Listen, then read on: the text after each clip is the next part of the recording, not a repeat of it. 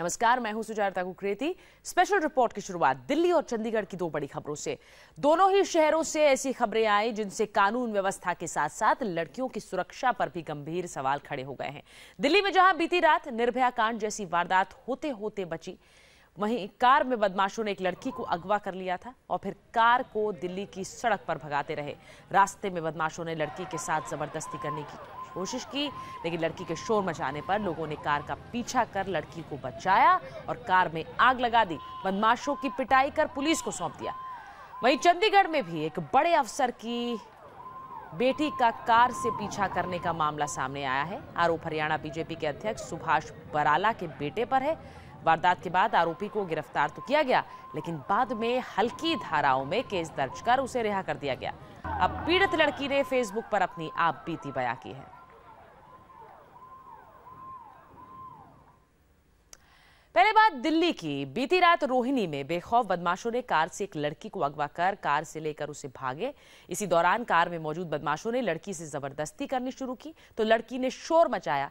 सड़क पर दौड़ती कार से जब लोगों ने लड़की को चिल्लाते सुना तो कार का पीछा किया और लोगों ने बदमाशों को पकड़कर उनकी जमकर पिटाई कर दी। इतना ही नहीं, गुस्साई भीड़ ने बदमाशों की कार में आग भी लगा दी। पिटाई के बाद लोगों ने दो बदमाशों को पुलिस के हवाले कर दिया। पुलिस के मुताबिक लड़की को किडनैप करने वाले 3 युवक थे, जिन्होंने लड़की को मंगोलपुरी इलाके से किडनैप किया था। एक युवक कार चला रहा था, जबकि 2 कार की पिछली सीट पर लड़की से बदसलूकी कर रहे थे। लड़की मदद के लिए चिल्ला रही थी। लड़की की आवाज सुनकर 2 लोगों ने अपनी कार से किडनैपर्स की कार का पीछा किया, ओवरटेक कर कार को रोका। कार रुकते ही आरोपी झगड़ने लगे, लेकिन वहां मौजूद लोगों ने आरोपियों की पिटाई कर दी। इस हंगामे के बीच एक आरोपी वहां से भाग गया, जबकि 2 को पुलिस के हवाले कर दिया गया। तो दिल्ली की एक घटना जहां पर बीती रात एक लड़की को गाड़ी में अगवा करने की कोशिश हुई। इस गाड़ी में लड़की को जबरदस्ती ले जाकर सड़क पर यह गाड़ी दौड़ती रही और लड़की ने जब चिल्लाना शुरू किया तो गनीमत रही कि कुछ पास से गुजरती गाड़ी में बैठे लोगों ने उसकी चीख पुकार सुनी और उसकी मदद के लिए आगे आए। समस्या ये हो गई है इस थाने की कि पुलिस की जिप्सी घूम रही है। पुलिस की जिप्सी को ये नहीं पता कि इतना बड़ा केस हो रहा है। लड़की आधी शीशे के ऊपर लटकी हुई है, उसको रोका नहीं और वो भाग के यहाँ से आ रहे हैं। हम लोग तो हमें दिख रहा है, आम आदमियों को दिख रहा है, और वो लड़की चिल्लाती हुई आ रही है, शीशे के ऊपर लटकी हुई है। पुलिस वाले देख के इग्नोर करके, इससे बड़ी बेशर्माई हमारे लिए कुछ नहीं हो सकती। पुलिस आई, हमने बोला कि इसके साथ ऐसा ऐसा हुआ है, इसको आप लेकर जाओ, इसका मेडिकल कराओ। ठीक है, पुलिस ने लड़कों को गाड़ी में बिठाया, लड़की को गाड़ी में। डरी हुई थी? लड़की डरी हुई थी, सहमी हुई थी। कुछ पता लगा वो कहाँ कितनी उम्र की रही? नहीं, हम पूछ नहीं पाए, इतना टाइम नहीं मिला पूछने का। उम्र की लग रही होगी वो होगी करीबन 30-32 साल की। 30-32 साल की जी। चिल्ला रही थी। इसी वजह से अमन भाई ने बताया कि देखो ये लड़की गाड़ी का शीशा खोल के चिल्ला रही है, आप इसके साथ चलो, एक बार देखते हैं क्या माजरा है। फिर हम गाड़ी को जब ओवरटेक करने लगे, उनसे हमारी गाली गुफ्तार हुई। अमन भाई ने उतर के मारा इनको। और इस घटना के बारे में हमारे सहयोगी सौरभ श्रीवास्तव बता रहे हैं।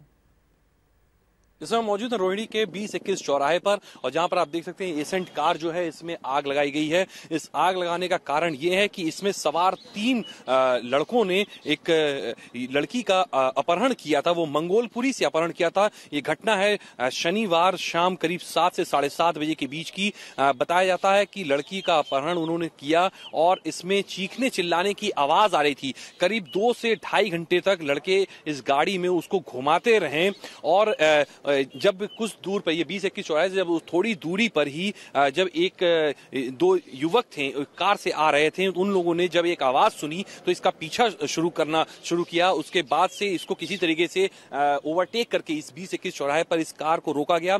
उनमें से 3 लड़के जब बाहर निकले, उन्होंने कार रोका और बाहर जब निकले तो जो लड़के इसका पीछा कर रहे थे उस लड़की की चीख सुन करके तो उनसे पूछा और जानने का प्रयास कर रहे थे कि आखिरकार ये लड़की कौन है, क्यों चीख रही है और क्या आप इसको कहां से लेकर के आ रहे हैं। तो लड़के ये सब बताने में असफल रहे और जैसे ही उन लोगों ने माजरा कुल मिलाकर के समझा कि लड़की का अपहरण करके लाया गया है और बदहवास हालत में लड़की थी, ऐसे में कयास भी लगाया था, उसके साथ छेड़खानी की गई है और यहाँ पर बदहवास हालत में जब कार में पड़ी हुई थी, उसमें यहाँ पर जब उनसे पूछताछ करना शुरू किया उन दोनों युवकों ने, जो बदमाश थे जो इस कार से अपहरण करके उस लड़की को लाए थे, उनमें से एक लड़का तो वहां से भागने में सफल रहा, जबकि 2 लोगों को बाद में पुलिस तब गिरफ्तार की जब इस कार में स्थानीय लोगों की मदद से उन लड़कों ने आग लगा दी गुस्से में, और लड़की को ले जाया गया, अस्पताल में भर्ती कराया गया। साथ ही साथ इस समय पुलिस दोनों बदमाशों को गिरफ्तार कर लिया। हालांकि जो एक बदमाश भागने में फरार हो चुका है, उसकी तलाश में पुलिस जुटी हुई है। साथ ही साथ लड़के क्यों उसका अपहरण करके लाए थे, उस लड़की से उन लड़कों का क्या ताल्लुक है, ये अभी कहना मुमकिन नहीं है। पुलिस पूरे मामले की अभी छानबीन कर रही है। कैमरा पर्सन अर्जुन के साथ सौरभ श्रीवास्तव, इंडिया टीवी, दिल्ली। और ऐसा लग रहा है कि देश की राजधानी से लेकर चंडीगढ़ तक कहीं भी लड़कियां सुरक्षित नहीं हैं। दिल्ली में जहां एक लड़की को किडनैप करने की नाकाम कोशिश हुई, वहीं चंडीगढ़ में हरियाणा बीजेपी अध्यक्ष सुभाष बराला के बेटे पर लड़की की कार का पीछा करने का आरोप लगा। पीड़ित लड़की ने फेसबुक पर अपनी आपबीती बयां की है। इस मामले में चंडीगढ़ पुलिस पर दबाव में काम करने का भी आरोप लग रहा है। पुलिस ने पहले आरोपी पर गैर जमानती धाराएं लगाई थी, लेकिन कुछ ही घंटे के भीतर सारी संगीन धाराएं हटाकर उसे थाने से ही जमानत दे दी।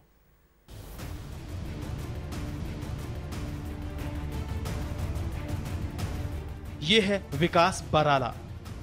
विकास बराला हरियाणा में बीजेपी के प्रदेश अध्यक्ष सुभाष बराला का बेटा है। विकास पर आरोप है कि उसने नशे की हालत में अपने दोस्त के साथ मिलकर चंडीगढ़ में एक लड़की की कार का पीछा किया। ये वही सफारी गाड़ी है जिससे शुक्रवार की रात को चंडीगढ़ में विकास और उसके दोस्त आशीष ने एक लड़की की कार का पीछा किया और कार रोकने की कोशिश भी की। पीड़ित ने इसकी सूचना फौरन पुलिस कंट्रोल रूम को दी।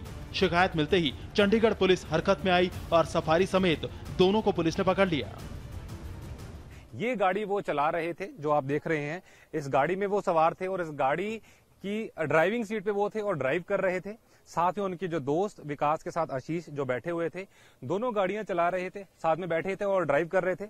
और इसके बाद जो है एक लड़की जो है उसको उन्होंने छेड़ा। इन्होंने शराब पी हुई थी जो बता रहे हैं, और लड़की को छेड़ा और उसके बाद उसको तंग किया गया। और लड़की ने जो है रात को ही जो है कंट्रोल रूम पुलिस को इतला दी और उसके बाद जो है पुलिस हरकत में आई। इस गाड़ी को रोका गया और दोनों को पकड़ लिया गया, मेडिकल कराया गया और उसमें शराब पीने की पुष्टि हुई। बताया जा रहा है कि पीड़ित लड़की IAS की बेटी है और वो एक डीजे है। पीड़ित ने इस वारदात को दर्द में उकेरकर फेसबुक पोस्ट भी किया। मैं 7 सेक्टर में घुसी तो एक गाड़ी ने मेरा पीछा करना शुरू किया। फिर उन्होंने अपनी गाड़ी मेरे साथ लगा ली।